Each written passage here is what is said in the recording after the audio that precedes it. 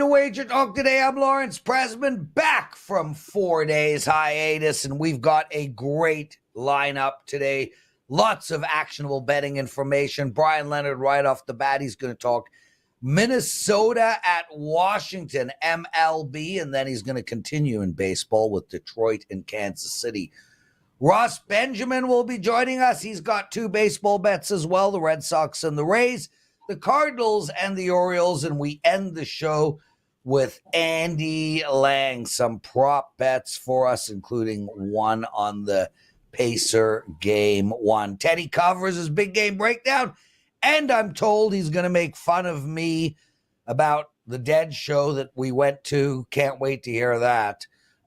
Anyway, Bryan Leonard, let's go, baby. How are you, my friend?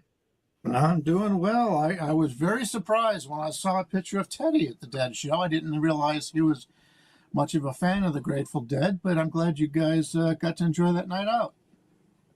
You didn't know Teddy was a fan of the Grateful Dead? I didn't think he was old enough to be a fan of the Grateful Dead. Oh, Bryan with a joke and a shave. Teddy, you want to respond to that?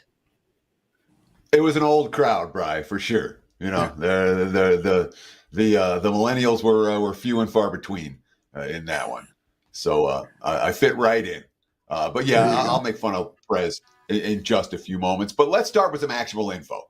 Obviously, it is today, Monday, nothing going on in the NBA, only one NHL game for tonight. So baseball certainly on center stage this evening. You want to start with the Twins and the Washington Nationals, Bryan, a team that you came on this show prior to the season and said there is value with the Nats. They're better than the markets think.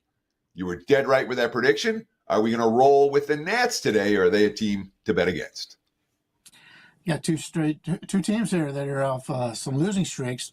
Washington, I believe, has lost 5 in a row. Minnesota's lost 6 in a row. Minnesota's been extremely streaky on the season. They started the year terrible. Then they got on that long winning streak, win like 12 in a row, and now they're losing again.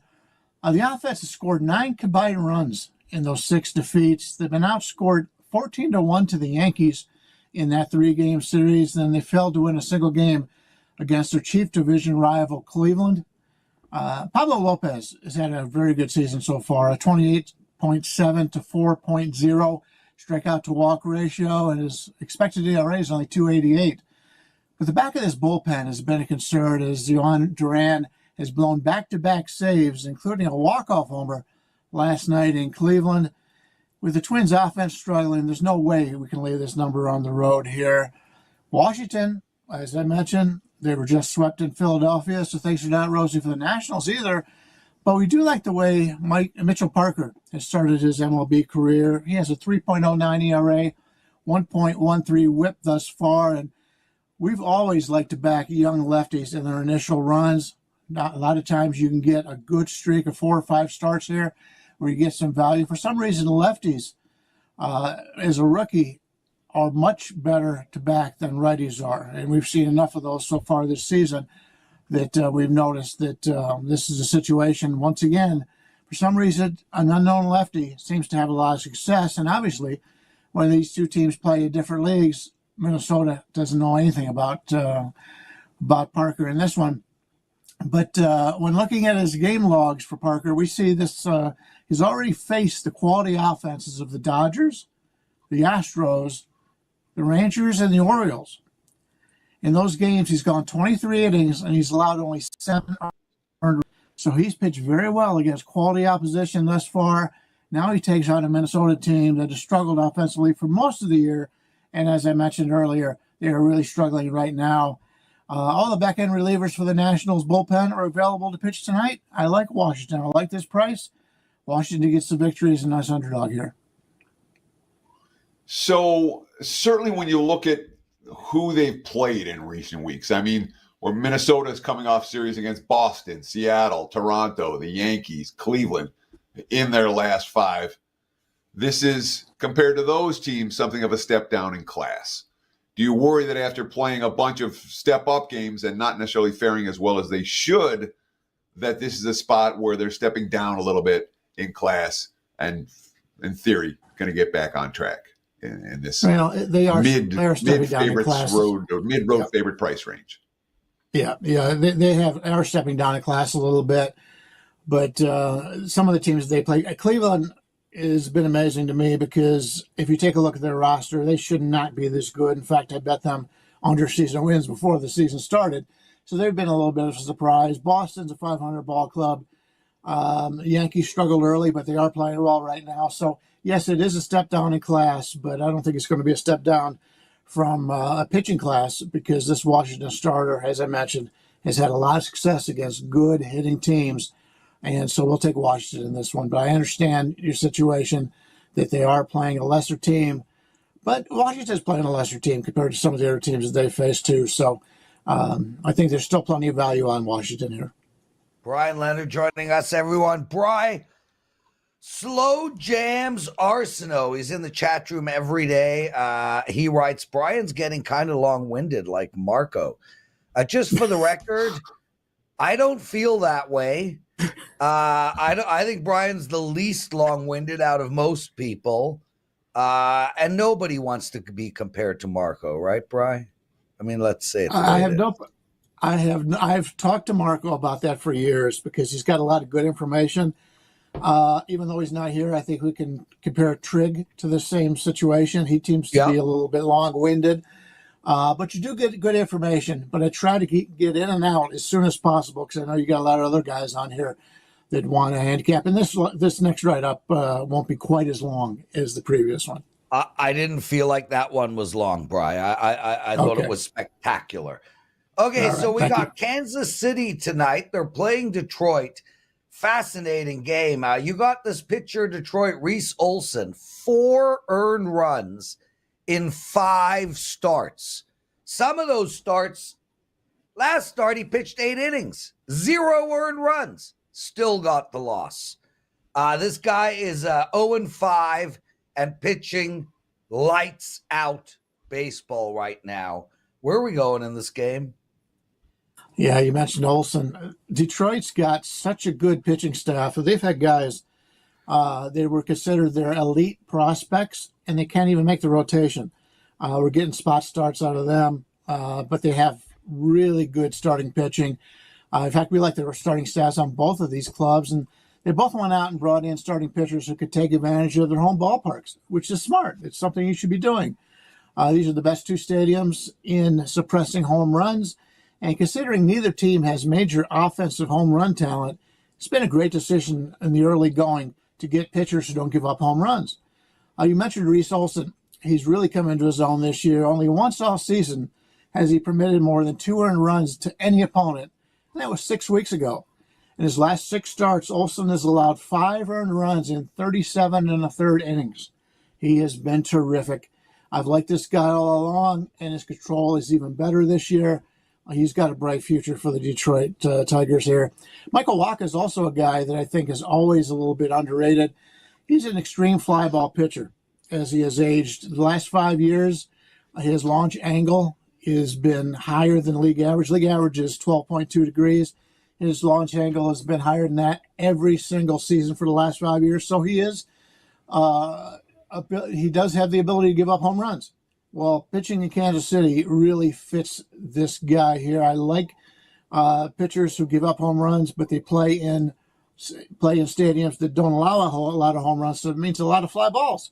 And that helps him, and that helps Wacha and the Kansas City Royals here. His advance shows he's an excellent exit velocity and hard hit rate, so he keeps the opposition off balance, which is why I like him here. I like the under in this game. I'm surprised it's as high as it's been based on Olson's success and the stadium that Wacha is pitching in. I think we see an old-fashioned 3-2 game here, and I will take the under, either 8.5 at plus money or 9 minus 120. And that's what I want to ask you about, Bry. All right, what's the better bet here? Do we take the under 9 at minus 125 is what I'm seeing right now, minus 122 at DraftKings. Let's use a proper U.S. book. So 9 under 22 at DraftKings right now, or 8.5 under plus 103 you can find. What's the better bet and why? It's 1 cent differential. It's about 18 cents is the differential, and you're getting 19 cents there. Shop around, you might be able to get a little bit better. I always prefer to take the 9 because if we've watched Steve Merrill enough, we know his favorite numbers in Major League Baseball are 7s and 9s, and that's because it's an odd number. So you don't see too many games ending at 6 and 8. So, I would prefer the -9, -120. But if you can get like a +105 on the 8.5, I'd rather play that. That's better than 18 cents. And that's the way we would take a look at this one. Bryan Leonard, everyone. And guys, what Bryan was saying was so important. And I think if you listen to the show on a regular basis, the in between the lines information that we give out is more important than who's going to win or lose on a particular day. Brian, basically, to summarize what you're saying, the difference between 8.5 and 9 from a total perspective to the under is 18 cents. If you can get, it cheaper than that, that will put you over on one spot. If it's more expensive, over on another spot. Yeah, there's a lot of great gambling books out there. I would recommend a lot of them. It'll tell you what the numbers are for each single number. In fact, you can use that for football too. When you take a line of -3, -2.5, something like that, you always want to know exactly what it's worth. It's somewhat differential based on the total in the game, but baseball lines are all in the same total anyway for the most part. But when you're looking at an NFL game and you got a total of 37 compared to 56, it makes a little bit of a difference. So, if you know what the numbers are, you could save a penny or two on each bet you make, and in the long run, that'll really help. So, Brian, just real quick, is there a book in particular that you would recommend to our viewing audience that stands out? I know there's a lot of books on my shelf. There's a lot of books on your shelf. When it comes to understanding MLB prices, what book would you recommend? I always like Trading Bases by Joe Pita. He does a little bit on there about handicapping baseball, also something for the stock market. But there's a lot of great ones out there. And unfortunately, I've got so many books up there, I can't spot them right now. Sharp Sports Betting's been out 20, 30 years. The numbers aren't going to be exactly right, but it gives you the idea. And then you can always search for it on the internet. Bryan Leonard, what do you got to promote? I've got nothing. The only 2 plays that I like today were the ones I've given out here. And so you get those for free. Tomorrow I am taking a look at an NBA game. And obviously tomorrow will be a fuller slate in Major League Baseball. So looking forward to tomorrow, but I think we got a couple winners on today's card. And what Brian meant to say is check out my long-term packages over at WagerTalk.com, wt.buzz/BL. You can get Brian weekly, monthly, seasonal. MLB is one of his best sports. You can get it right now at WagerTalk.com. Lawrence?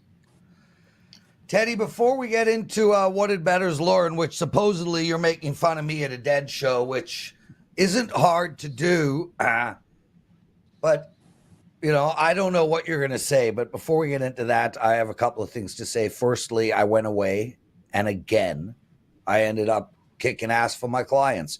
I do not understand how every single trip I make ends up being like a lot of winners. Yesterday, I won both my NBA games. I'm now on a 13-1 NBA run. I'm number one at WagerTalk in the NBA playoffs. It makes no sense to me why every time I go on a trip, I end up kicking ass betting-wise. It's baffling. If anyone has an idea on how that happens, literally 100 out of 100 times, I'm curious. I have a lot to talk. I have a lot to say. Not a lot, but I want to say what I thought about the Sphere and the Dead shows. But you go ahead, man. Let's hear what you got going. How are you going to make fun of me? It's so easy, Prez. So Prez and I are at the Dead Friday night with our wives. Well, he's not married, so with his long-term significant other. And the Sphere is ridiculously cool. Okay, it's worthy of the hype. But still, it's a band in front of a screen. and a band that I've seen before, a band Prez has seen dozens of times before. And Prez, of course, is the alchemist. 75 times. Exactly. You've seen them before. You're the alchemist, Prez, with this drug. I'll take this now. It'll kick in 45 minutes. I'll take this later so it kicks in for the second set. It was hilarious. It's a no-smoking venue at the Sphere. Not for Prez, it wasn't. But there were two things of note that absolutely cracked me up. The first is Prez stealing seats. All right. And I understand. When the concert first got announced, everyone was rushing to get tickets. Prez got obstructed view. He's like, all right, if we can, we'll move. So how do you steal seats at a concert? First, you find some pretty good seats that nobody's taken. You quietly take them. You don't talk about it. What does Prez do? Prez literally finds the best seats in the house that are open. Literally. Front row, first balcony, right there. And then spends the entire first half of the concert repeatedly checking to see whether the seats were sold yet, over and over and over again, and making backup plans. And what are we going to do with it? And it's like, Lawrence, settle down, bro. You stole your seats. Just sit down, shut up, and relax. But he biting his nails. What are we going to do? Making backup plans. Okay. Fine. But we ended up being able to stay there the whole concert. Great. Awesome. Seat upgrade. Second, Prez, look, it's a dead, I get it. Jamming, best concert ever. And I liked it. Look, Shakedown Street, U.S. Blues, Morning Dew all stood out to me. They were wonderful, enjoyable. But I've seen it before. It was good. It was fun. Prez, oh my God, best concert ever, best night ever, best song ever, best version ever. All hyperbole all the time. Just like on this show. Lawrence, thanks for taking me. Truly enjoyed it. It was a lot of fun. That being said, you're about an easiest guy to make fun of as there is in the world. And so you were very make funnable of throughout the Dead shows on Friday night. Okay, so couple of things. Firstly, I stopped checking the seats to see if they were sold after the first song. Secondly, boom! We got the best seats in the house because Prez knows how to steal seats. Thirdly, it was the best ice cream, the best coffee, the best dinner, the best night of sex, the best this. I live in the world where things are the best ever. And you know what, Teddy? The joke is on the people who don't. Bonus to me that every day I experience something that's the best ever. Bonus to me that my 76th Dead show was the best ever, and my 75th was the best ever, and my 74th was the best ever. I feel sad for people who don't experience such incredible highs. As well, this concept of seen it, done it, been there. Dude, from my perspective, I consider going to the Dead a spiritual experience. I feel like one of those ladies at a gospel church on Sunday who is, got God flowing through her body. Isn't that wonderful? Isn't that freaking awesome? And lastly, while I was dancing and enjoying myself at the Dead show, I would like to give you guys a demonstration of Teddy at a Dead show for 4 hours. Are you ready? Here it is. 3, 2, 1.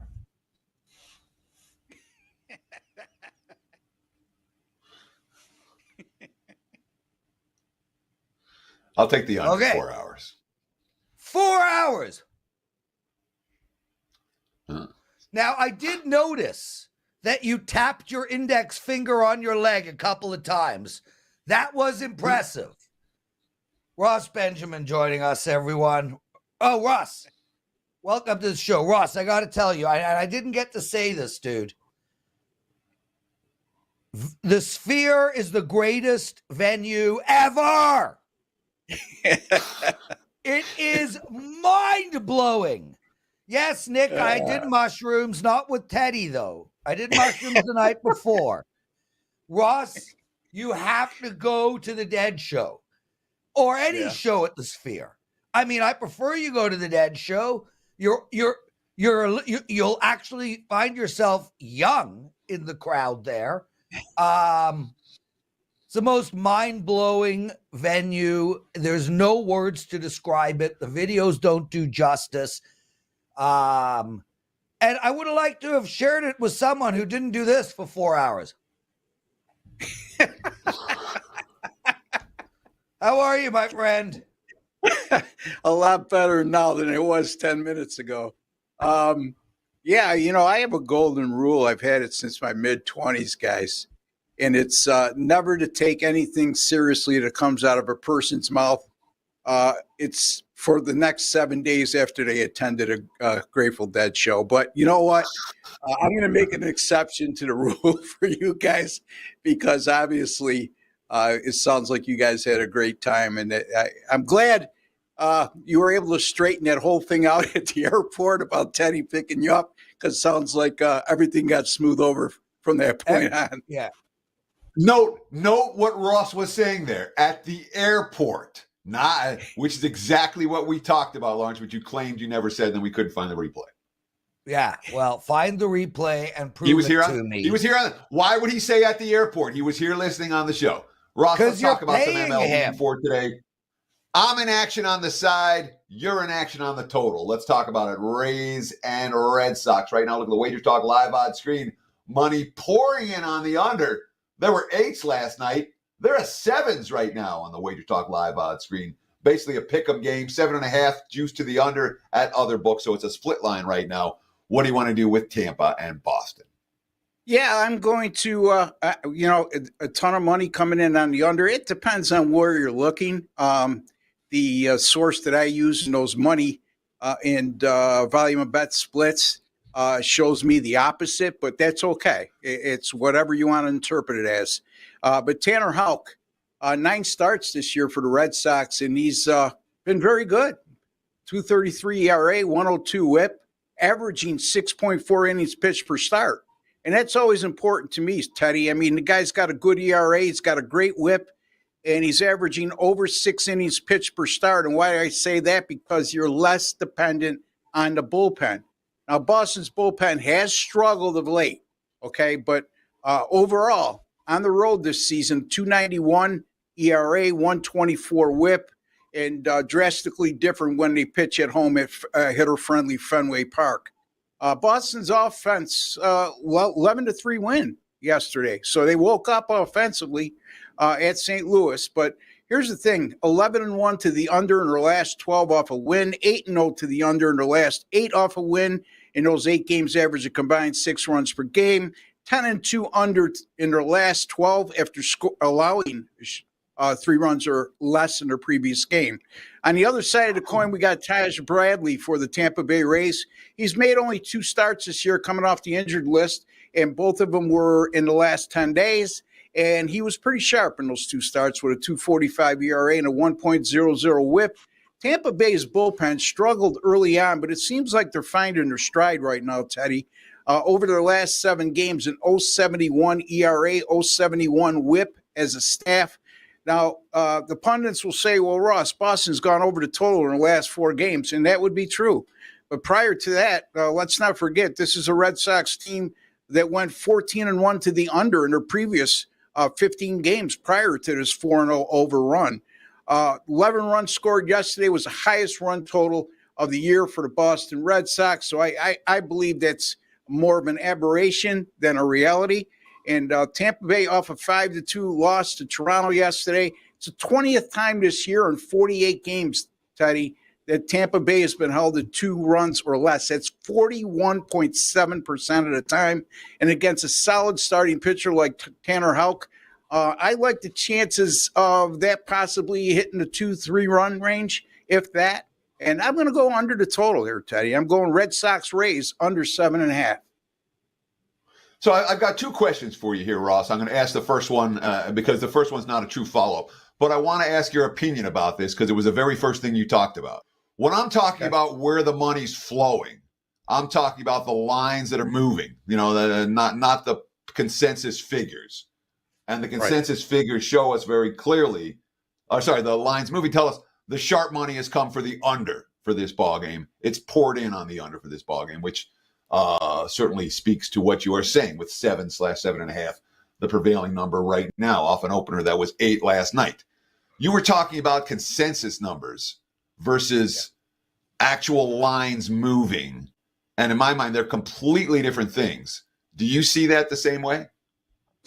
I'm not sure exactly what you're implying. Could you be more specific, Teddy, in terms of sure. Well, so when the markets move, Right. when the market when a total goes from 8 to 7 or 7.5, Right. that's sharp money moving the number.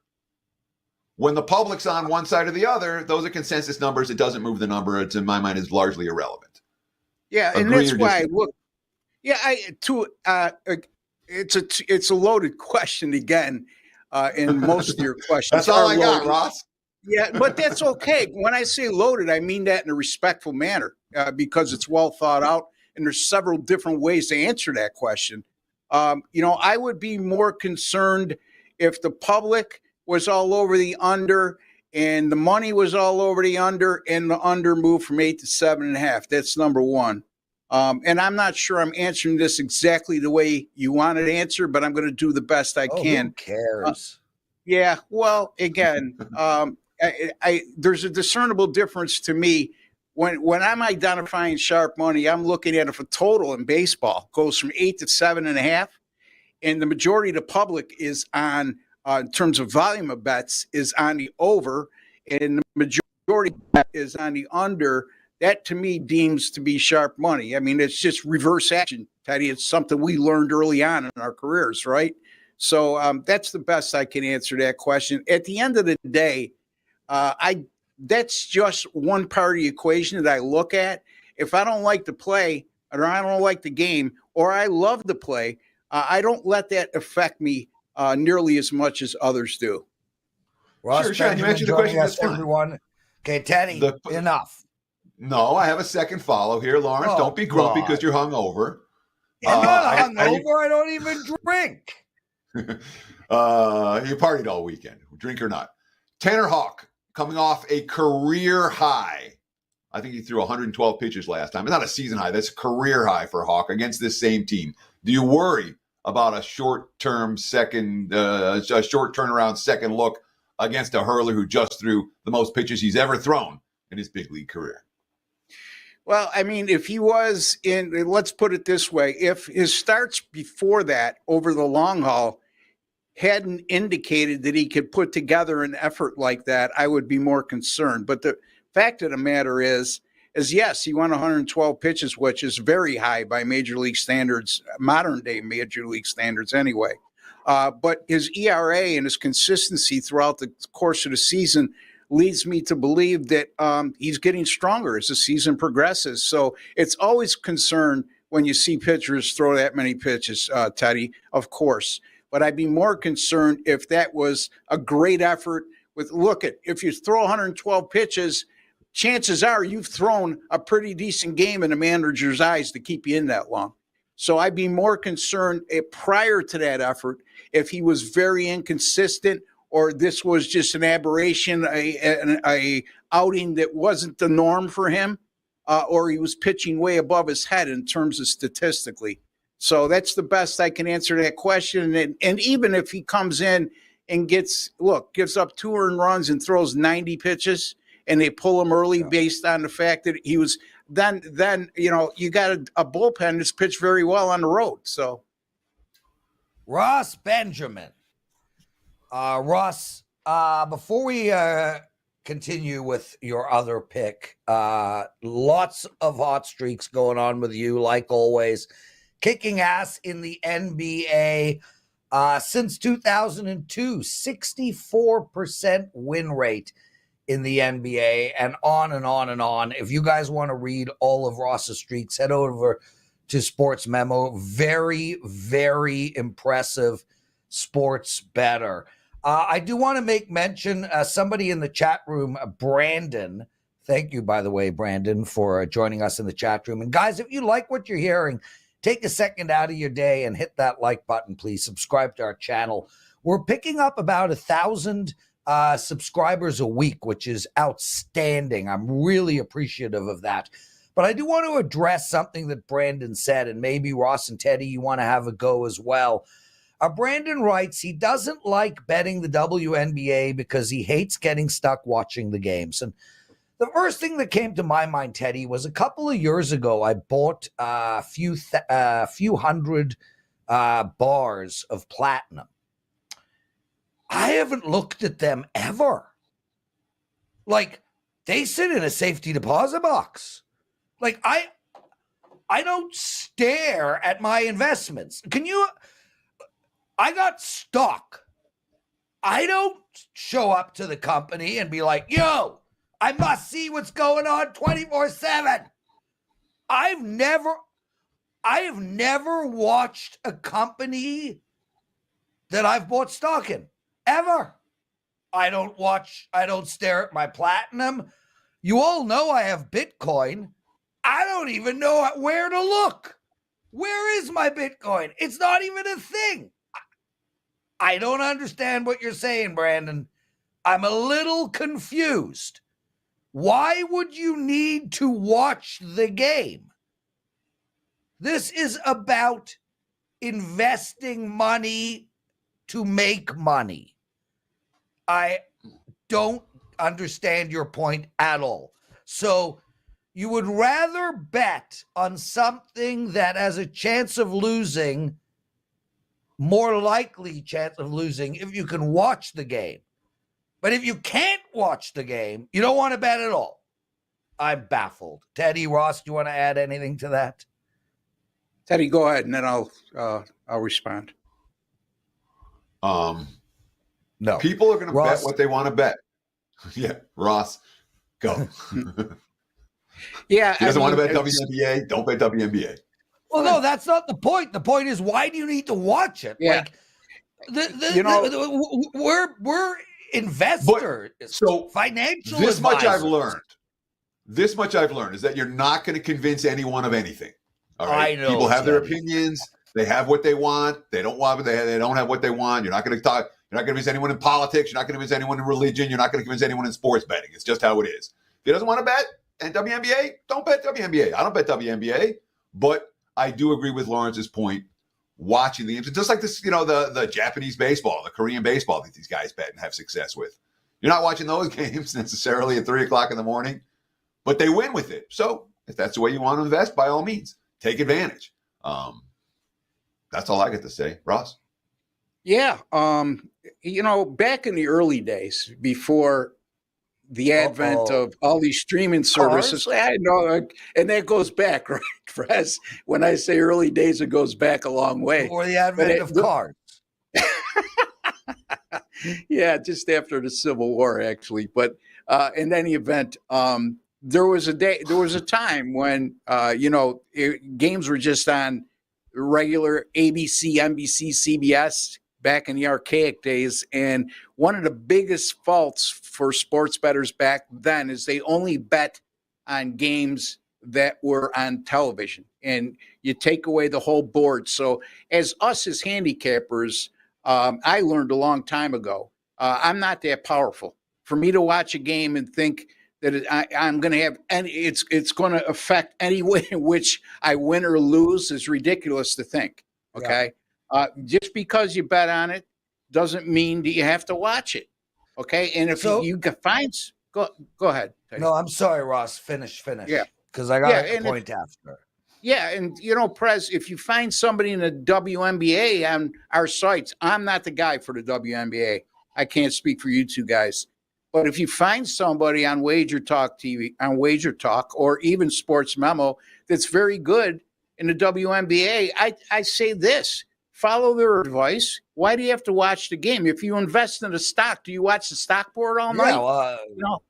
Just stare at the stock. Yeah, like Eddie at a Dead show. So Ross and Teddy, and I know we're running out of time, but this is a really great topic. Brandon writes, the same Brandon, he writes, well, it's hard to handicap unless you're watching. two quick things. One, you've already handicapped. So I assume you're talking about it's hard to handicap the next game if you're not watching. So a couple of things. Firstly, you don't watch every single game. And secondly, most recreational, if not all recreational bettors are consistent losers. What is the one thing they all have in common? They watch the games. Yes. Perhaps not watching the games is the way to go, because when you watch the games, you get caught up in the moment of that game. And hey, how many times does a team blow out somebody in game 4 only to get blown out again in game 5? Ross, let's move on, bro. If I could just interject, that's a great point. The NBA playoffs are a perfect example of people overreacting what they just saw, and sometimes I'll tell you, I watch games a lot more so because I do programs like this and I want to be well informed of what I'm talking about on an intelligent level. But when I handicap, I'm a numbers guy.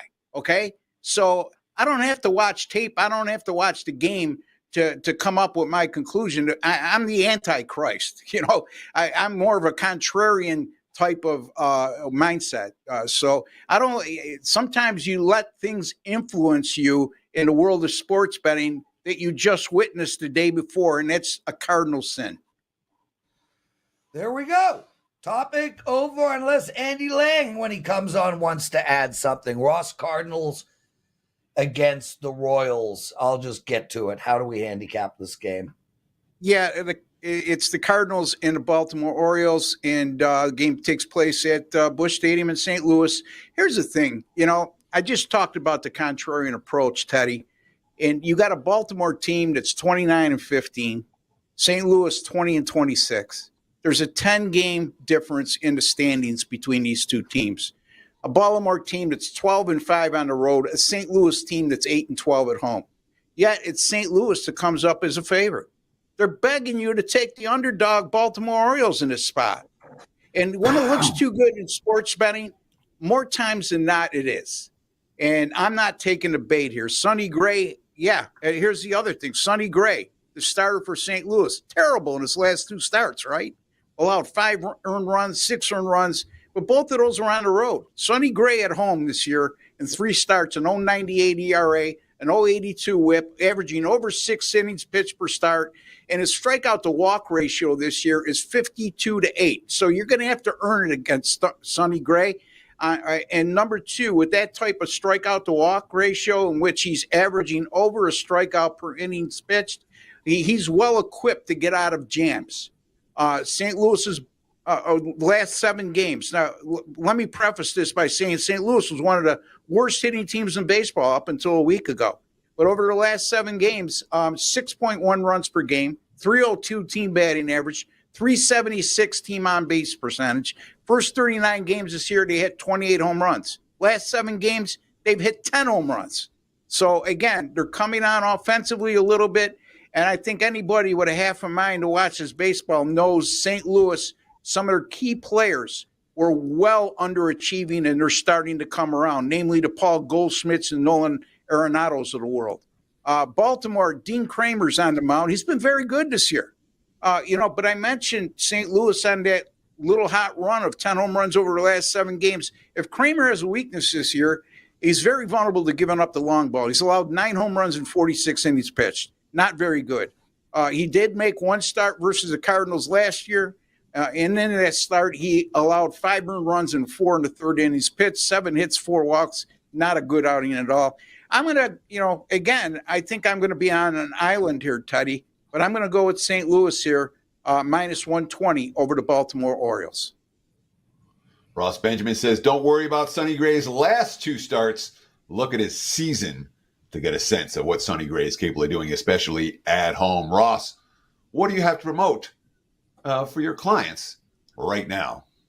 Yeah, I mean, again, folks, number 1 in the NBA playoffs at Sports Memo, 2022, 2023, number 1 still. And again, with a 35-16 postseason record this year. And I'm not sure how good that is compared to Prez, who's number one at WagerTalk, but I'm sure we're in the same neighborhood.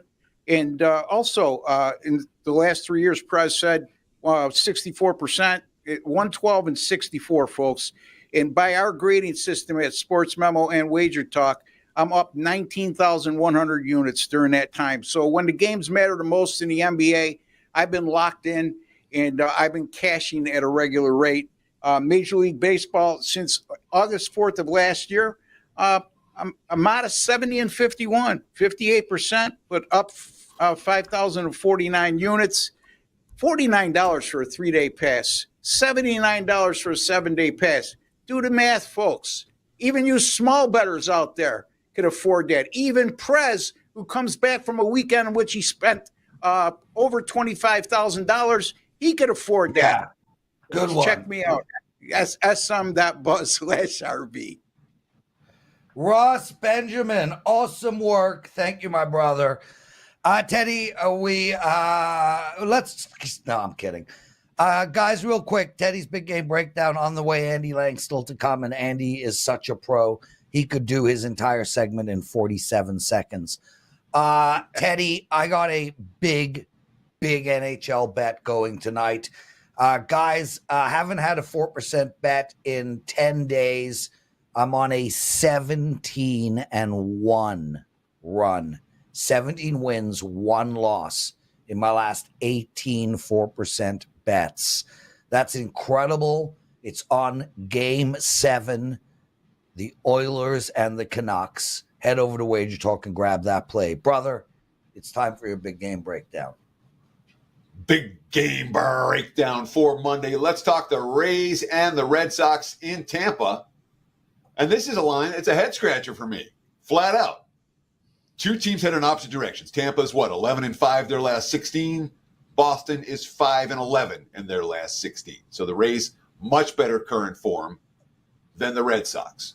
From a starting pitching standpoint in this one, on the one side, talked about earlier in the show how Tanner Houck is coming off his highest pitch count of his career. Didn't make it through 6 innings, by the way. And now it's short turnaround second look for Tampa against a guy coming off his career high pitch count, 112 last time out. Meanwhile, on the other side of the equation, for Boston, for Tampa, it's Taj Bradley, who's been 2 starts back off the DL. Boy, he's been impressive thus far. Bet on all the way. We look at Boston's track record at the Trop. They're 2-15 the last 2 years playing on this venue. It's been a disaster for them. We look at the current forms of these lineups. Tampa's got the better current form right now. Tampa's owned the series. Tampa has a starting pitching edge. Tampa's in better current form. Pick them. Count me in. Rays, -105. There's a bet for this better for Monday. Lawrence, back to you. Teddy, Andy Lang joining us. And Andy, thanks for co-hosting on Friday, the day I had to watch Teddy at a Dead show.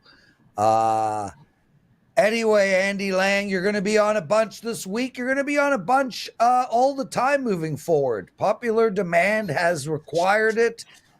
Let's get straight into it. You got 2 prop bets. One is on Reed Detmers. Fill us in. Yeah, we'll take a look at his over 2.5 earned runs allowed. He's gone over in 5 straight games. He's really struggling, giving up 4, 5, 7, 6, and 4 in those games, just facing a brutal Astros team that's won 9 out of their last 11 games. The Astros scored 56 runs in their last 11 games. Some of the Astros batters have really good history against them, and Detmers has pitched at least 5 innings in every start, so they leave him out there. So he's getting plenty of opportunities to get lit up. It's not pitching his best baseball of the season, so I like over 2.5 earned runs allowed. And what kind of juice is with that? Because it feels to me like that should be like -300. You know. Yeah, it's I don't know anyone it's that minus. Likes, I don't know. I haven't talked to any person that likes the Angels or Detmers today. Clearly, when a guy's been, he's been lit up repeatedly. He's facing a hot lineup. How on earth is that 2.5? I don't know. It's minus 160. To me, that's perfectly fine laying that. I've had success laying this kind of juice in NHL. We did it last night in NBA. We took Mike Conley over 2.5 rebounds. It was minus 160. He cashed it in the first half. So minus 160 sounds like a lot of juice. Not if the plays are hitting. So it may sound juicy to some. To me, it sounds like a bargain. There you go. Brother, the Indiana Pacers. This is a team that has been exquisite to me. I took them. I have been taking their team total over every game last series. I was doing it either in the full game or the first half. Yesterday, I had them in the first half. Over 52.5. 70. Boom. Where are we going with this one for tomorrow? Just take the over again. 105.5. Went over in 6 out of 7 games against the Knicks. 10 out of 13 in playoff games. The regular season, they finished the regular season going over this total in 18 out of the last 21 games. Number 1 offensive rated team in the playoffs. Number 1 scoring team this season. 123 points average per game. If it ain't broke, don't fix it. I know Boston's much more healthy. Even though without Porzingis, they're still a really good defensive team. I think it's a play you just keep playing over. And I want to ask you this real quick, because, I mean, at this stage, I'm not looking at anything with the regular. I could care less what the matchups were, just for the purpose of being able to talk about it on air, I went and looked. But does anything for the regular season matter to you at this stage? I mean, any of it? Or is it, I mean, you talked about it just now. So, tell me about your thoughts at this stage of the postseason when we're looking at regular season numbers.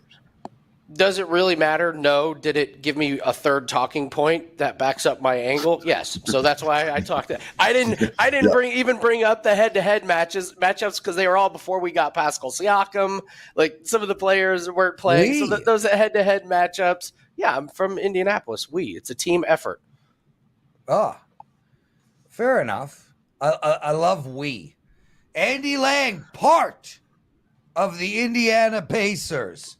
Andy, we love having you on the show. You're going to be doing another guest appearance this week. What do you got to promote for the clients?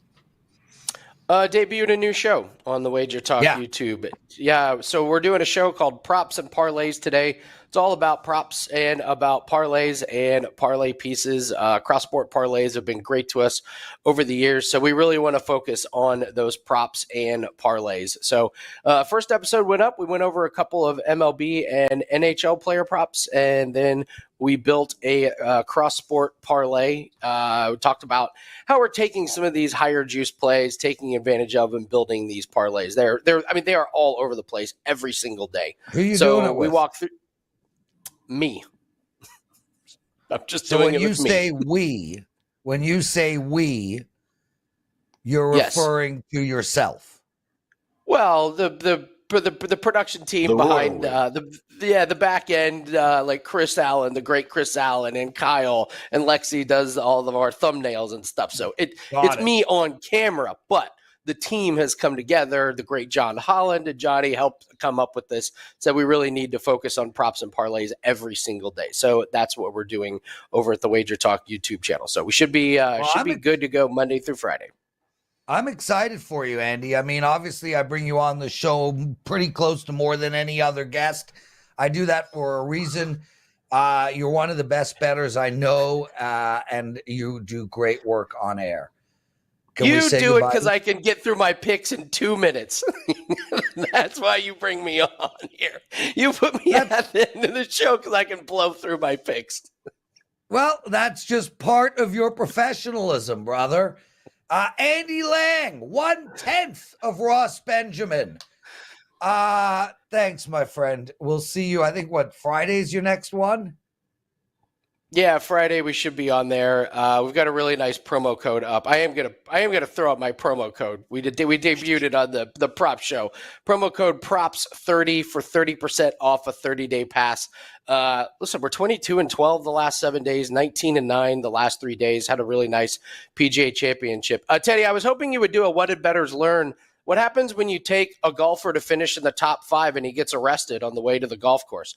I have lost some golf plays in my day. I have never lost one with a guy getting arrested on his way to a golf course. He shot a 66 that day. Yeah, but he talked about it. His adrenaline was pumping. He was good to go. The next day, he was exhausted with everything. That was right. The next day was when his energy left him, and he still finished like 8th. So he didn't win the tournament, but you could argue it was the best performance. But anyway, promo code props30, 30% off a 30-day pass. That's important because the French Open is coming up. Tennis tournament. The qualifiers are this week, so we're gearing up, ready for that. So. All sports, all plays, including 5% plays, are included. Andy Lang, WagerTalk.com.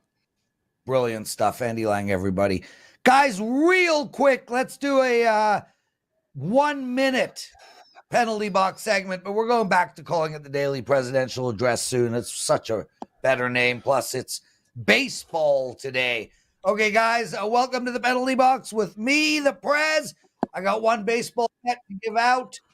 Before I get into that, a reminder to everybody, I have not had a 4% bet in 10 days. I have one tonight in hockey. I am on a 17-1 run in this 4% plays, 17-1 run. I also have a 3% bet in baseball. I'm on a 39-17 run in my 3% or higher plays. So, guys, great night. I'm also going to see Neil Young with Crazy Horse tonight in Toronto. Excited about that. Okay, free and MLB play. Yankees are going for their 8th straight win. And who do they get to face?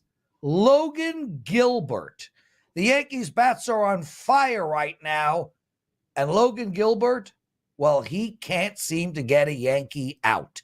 7.79 ERA against the Yankees over his last 4 starts. The last time he pitched at Yankee Stadium, he gave up 6 runs, 3 home runs, and 4 walks in 5 1/3 innings. This is a perfect spot to not only bet on the Yankees, but to bet against Seattle. Take the Yankees tonight, small money line price of -130. As they go for their 8th straight win. That's it. Teddy covers. Take us home. Enjoy the games. Best of luck with your wagers. We'll see you tomorrow again with another edition of Wager Talk Today.